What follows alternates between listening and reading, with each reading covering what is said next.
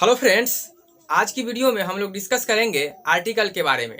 तो दोस्तों, आर्टिकल क्या होता है, आर्टिकल में क्या क्या चीज़ आ जाते हैं और आर्टिकल का प्रयोग ट्रांसलेशन बनाने में किस तरह से प्रयोग किया जाता है, आज हम कंप्लीट जानेंगे दोस्तों आर्टिकल के बारे में। तो आइए आर्टिकल को हम अच्छी तरीके से समझते हैं।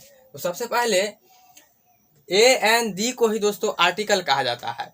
उसमें है ए और एन को इंडिफिनिट आर्टिकल और द को डिफिनिट आर्टिकल कहा जाता है। तो दोस्तों, सबसे पहले हम ए और एन कहाँ पे लगाना है और कहाँ पे ए का प्रयोग होगा और कहाँ पे एन का प्रयोग होगा, इसको हम लोग पहले समझते हैं। तो सबसे पहले आइए यूज ऑफ ए एन का हम अलग करके कैसे लगाया जाएगा उसको हम लोग समझते हैं। तो सबसे पहले है कि वॉवेल से शुरुआत होने वाले वर्ड के पहले एन का प्रयोग किया जाता है। तो दोस्तों, कोई भी वर्ड अगर वॉवेल से शुरुआत हो रहा है तो उसका अगर हम ट्रांसलेशन बनाएंगे तो उसके पहले जो है हम एन का प्रयोग करेंगे। जैसे आप इसको एक एग्जांपल से समझ, जैसे मैं एक कलाकार हूँ, मैं एक कलाकार हूँ, इसका ट्रांसलेशन अगर हम बनाएंगे तो इसका ट्रांसलेशन हमको इस प्रकार से बनाना पड़ेगा, आई एम, और यहाँ पे आर्टिस्ट जो है दोस्तों, आर्टिस्ट के यहाँ पे आप देख सकते हैं ई वाला जो है यहाँ पे ये वॉवेल है, तो इसीलिए यहाँ पे जो ए और एन का प्रयोग अगर करना हो तो हम एन का प्रयोग करेंगे। अब दोस्तों है कि वॉवेल और कंसोनेंट क्या होता है। तो वॉवेल जो है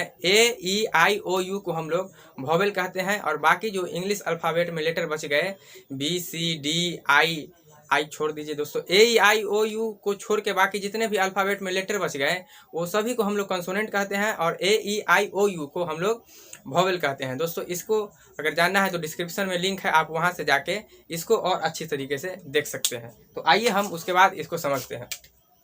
तो इस तरह से अगर वॉवेल से शुरुआत अगर कोई वर्ड हो रहा है तो उसके पहले हम लोग एन का प्रयोग करते हैं। दूसरा एग्जाम्पल समझते हैं, मेरे पास एक अंडा है।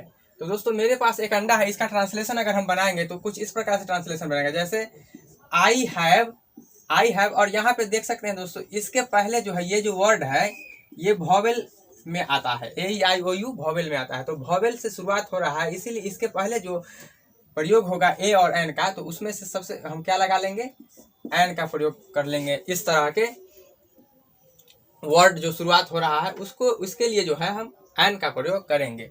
इसी तरह है दोस्तों, अब हम देखते हैं कि अगर कोई भी वर्ड कंसोनेंट से शुरुआत हो रहा है तो उसके पहले हम लोग ए का प्रयोग करते हैं। कंसोनेंट दोस्तों आप समझ गए हैं, ए आई ओ यू को छोड़ के बाकी जितने भी अल्फ़ाबेट है इंग्लिश में वो सबको हम लोग कंसोनेंट कहते हैं। जैसे आप देख लीजिए, समझते हैं, जैसे मैं एक शिक्षक हूँ, तो यहाँ पे इसका ट्रांसलेशन बनाएगा आई एम, और यहाँ पे दोस्तों देखिए ये वाला जो वर्ड है, इस शुरुआत जो हो रहा है वो टी से हो रहा है, और टी से अगर होगा तो उसके पहले जो है हम ए का प्रयोग करेंगे। सिर्फ ए आई ओ यू को छोड़ के जितने भी बच जाएंगे वो सब के पहले हम ए का प्रयोग करेंगे। उसी तरह से दूसरा एग्जांपल है, मेरे पास एक कलम है। तो इसी तरह से देख लीजिए, यहाँ पे जो है ए आई नहीं है, पी है, तो पी के लिए हम ए का प्रयोग यहाँ पे करेंगे। तो दोस्तों, ये हो गए पुराने बेसिक तरीका जो है, इसका फंडामेंटल जो है ये इस तरीके से पहचाना जाता है। लेकिन अगर आप एडवांस लेवल से ट्रांसलेशन या ग्रामर पढ़ रहे हैं तो आपको ये नियम जो है ज़्यादा काम में नहीं आएगा। वो दूसरा जो नियम है अभी जो हम समझेंगे, ये नियम दोस्तों बहुत कारगर है, और इसी से हम लोग ट्रांसलेशन और ग्रामर बनाते हैं ज़्यादातर। तो आइए इसको समझते हैं। तो इसमें है कि ये दोस्तों इंग्लिश के अनुसार हो रहा था वॉवेल और कंसोनेंट के हिसाब से, लेकिन यहाँ पे जो दूसरा जो इसका नियम है वो है हिंदी उच्चारण के अनुसार जो है हम वॉवेल का प्रयोग करते हैं। आइए समझते हैं कि किस तरह से करते हैं। तो दोस्तों, हिंदी में जो है स्वर जो हो गए अ आ ई उ ए आई ओ औ, ये सब जो है हिंदी में स्वर वर्ण कहलाते हैं। और उसके बाद है व्यंजन वर्ण, क ख ग घ अंग, ये सब जो है य ल जितना भी हो गया, ये सब इतना तक, ये सब हो गए व्यंजन वर्ड। ये दोस्तों वॉवेल का मतलब होता है स्वर और कंसोनेंट का मतलब होता है व्यंजन। तो ये तो हो गया इंग्लिश वर्ड को देख के समझना। उसके बाद दोस्तों हिंदी वाला जो है, हिंदी में जो स्वर और व्यंजन है इसको देख के हम जो है यहाँ पे समझते हैं कि ट्रांसलेशन में इसका प्रयोग किस तरह से किया जाता है। ज़्यादातर कारगर जो है दोस्तों यही नियम है, ये वाला जो है ज़्यादा यूज में नहीं जाता है। इसको समझिए सबसे पहले, जैसे एग्जाम्पल में है कि एग है, तो इस एग में आप इसका अगर हिंदी उच्चारण प्रोनाउंसिएशन करेंगे हिंदी में तो एग को आप जो है इस तरह से लिखेंगे। तो यहाँ पे जो इसका पहला जो वर्ड है ये जो है स्वर वर्ण में आ जाएंगे। तो स्वर वर्ण में आने के आ रहा है स्वर्ण वर्ण में, इसीलिए हम यहाँ पे एन का प्रयोग करते हैं। और ये जो है टेबल, तो टेबल का जो ये हिंदी प्रोनाउंसिएशन जो स्टार्ट हो रहा है वो ट से हो रहा है। ट को हम लोग व्यंजन वर्ण के अंदर रखते हैं, तो इसीलिए टेबल के पहले अगर हमको आर्टिकल लगाना हो तो हम टेबल के पहले जो है ए का प्रयोग करेंगे। तो आइए दोस्तों हम कुछ और एग्जाम्पल लेके इस चीज को और आसान तरीके से समझते हैं। जैसे आप यहाँ पे देखिए, यहाँ पे जो ये वर्ड जो स्टार्ट हो रहा है तो ये जो है यू ई से हो रहा है।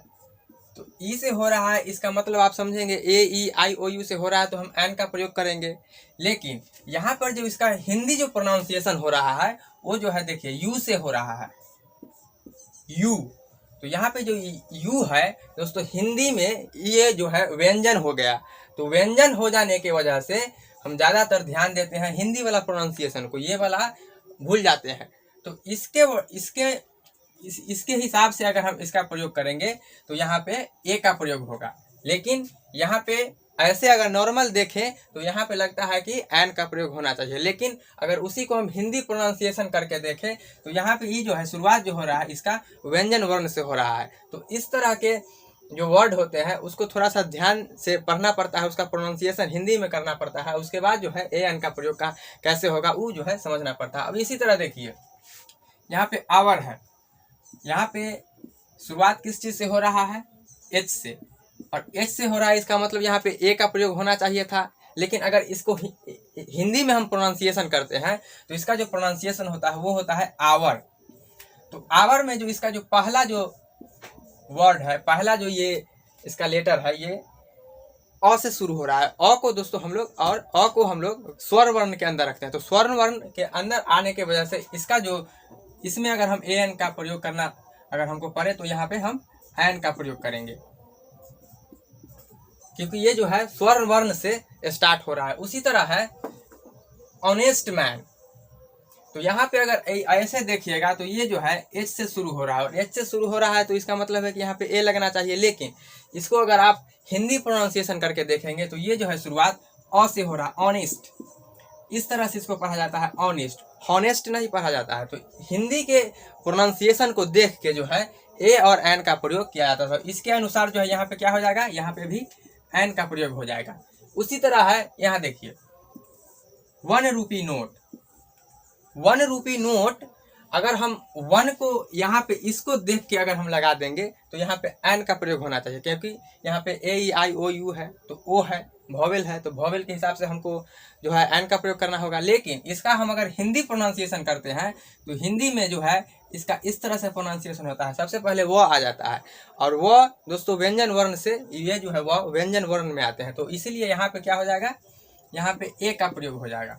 इसी तरह से बहुत सारे हैं एमएलए, एमएलए, तो एमएलए जो है यहाँ पे जो एम है ये कंसोनेंट है, लेकिन इसका हिंदी में अगर प्रोनाउंसिएशन करते हैं तो इस तरह से हम लिखेंगे एम।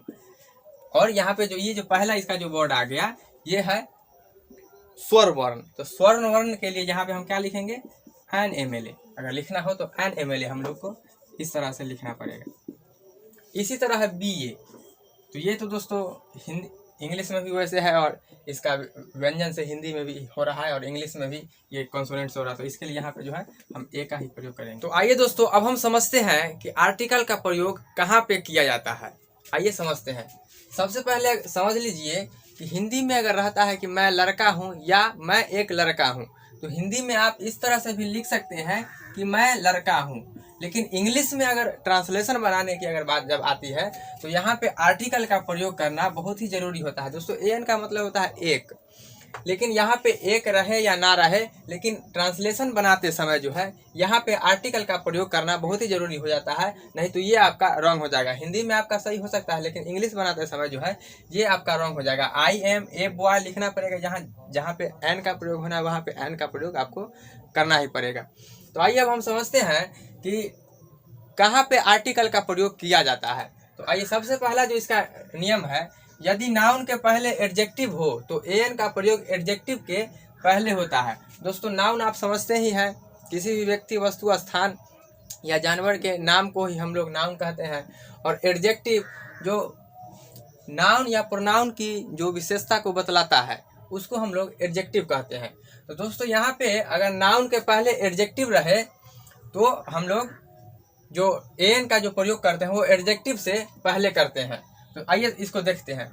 जैसे he is an old man, यहाँ पे जो ये एन है यहाँ पे इसके हिसाब से लगा है, और ये है जो दोस्तों यही है एडजेक्टिव, और यहाँ पे है ये है नाउन। तो नाउन की विशेषता जो बतला रहा है, जैसे आदमी कैसा है, आदमी बूढ़ा है, तो ये हो गया एडजेक्टिव और ये हो गया नाउन। तो अगर नाउन के पहले अगर एडजेक्टिव लगा हुआ रहता है तो अगर एन का प्रयोग करना हो तो हमको एडजेक्टिव के पहले जो है एन का प्रयोग करना पड़ेगा, और एन का प्रयोग जो सबसे इसके पास में जो रहता है उसी के हिसाब किया जाता है। जैसे यहाँ पे ओल्ड है तो हम ओल्ड के हिसाब से ही जो है यहाँ पे ए या एन का प्रयोग करेंगे। तो ओल्ड दोस्तों आप इंग्लिश में देखें तो भी ए आई ओ यू के फॉर्म में है ओ, और ओल्ड ओ, तो दोनों से जो है यहाँ पे हो रहा है पूरा, तो यहाँ पे एन का प्रयोग होगा, और इसको देख के जो है यहाँ पे किया जाएगा, इसको देख के नहीं। इसी तरह है जैसे he is a good man, तो यहाँ पे मैन दोस्तों नाउन है, और ये जो गुड है ये इसकी विशेषता को बतला रहा है। तो नाउन की जो विशेषता बतला रहा है वो हो गया एडजेक्टिव, और यहाँ पे इसके पहले जो है आर्टिकल का प्रयोग हमको करना है इस नियम के अनुसार। तो यहाँ पे जो ए आया है वो आया है गुड के वजह से, तो यहाँ पे जो जी है यहाँ कंसोनेंट है, और गुड जो है ग से शुरू होता है, तो यहाँ पे जो है ये व्यंजन वर्ण हो गए, और कंसोनेंट भी है, तो यहाँ पे जो है इसके लिए पहले जो प्रयोग होगा वो ए का प्रयोग यहाँ पे होगा। तो ये हो गया। अब इसका जो दूसरा नियम है दोस्तों वो ये है, अगर कोई भी जो सेंटेंस है वो उसके पहले अगर उससे एडवर्ब हो, एडवर्ब के बाद एडजेक्टिव हो, जैसे एडवर्ब के बाद एडजेक्टिव हो, इसके बाद अगर नाउन हो, तो एन का प्रयोग एडवर्ब से पहले होगा, और एन का प्रयोग अपने से पास आने वाले जो वर्ड हैं उनके अनुसार होगा। जैसे यहाँ पे आप देखिए ये जो वर्ड है ये हो गया आपका नाउन, और ई जो है ये हो गया एडजेक्टिव, और एडजेक्टिव के पहले जो ई आया है वेरी, इसको कहते हैं हम लोग एडवर्ब। जो वेरी है ये हो गया एडवर्ब। तो अगर कोई भी सेंटेंस में नाउन भी हो, ये है एडजेक्टिव भी हो, और एडजेक्टिव के पहले जो है आपका एडवर्ब भी हो, तो हम जो आर्टिकल का प्रयोग जो करेंगे वो करेंगे एडवर्ब से पहले, और एडवर्ब के पहले करेंगे, और जो इसके पहले आएगा वर्ड उसी के हिसाब से हम ए और एन का प्रयोग यहाँ पे करेंगे। तो यहाँ पे भी से है वेरी, वेरी व से दोस्तों स्टार्ट हो रहा है, तो इसीलिए हम लोग यहाँ पे ए का प्रयोग करेंगे। उसी तरह है Ram is a very honest boy, तो यहाँ पे ये जो बॉय है ये है नाउन हो गया, नाउन के पहले ये हो गया आपका एडजेक्टिव, और एडजेक्टिव से पहले जो है ये है एडवर्ब, और इस नियम के अनुसार जो है एडवर्ब से पहले ही आर्टिकल का प्रयोग करना है। तो यहाँ पे जो आर्टिकल का प्रयोग होगा वो ए होगा, इसके अनुसार आर्टिकल का प्रयोग जो इस सबसे पास में जो इसका आएगा उसके अनुसार होगा। तो यहाँ पे भी आ रहा है, तो वी जो है दोस्तों वेरी वो से स्टार्ट हो रहा है, इसीलिए हम लोग यहाँ पे ए का प्रयोग करेंगे। अगर इस तरह का वर्ड रहेगा, अगर वो जो है वॉवेल से या स्वर वर्ण से स्टार्ट होगा, तो उसके लिए जो है हम लोग एन का प्रयोग करेंगे। दोस्तों वीडियो बहुत ही लंबी हो चुकी है, इसीलिए हम द का प्रयोग जो है वो अगली वीडियो में देखेंगे। तो आज के लिए दोस्तों इतना ही। आशा करता हूँ वीडियो आपको अच्छी लगी होगी। अगर दोस्तों अच्छी लगी है तो चैनल को सब्सक्राइब जरूर करें और बेल आइकन को दबाएं, ताकि जब भी मैं वीडियो अपलोड करूँ तो आपके यहाँ पहुँच जाए।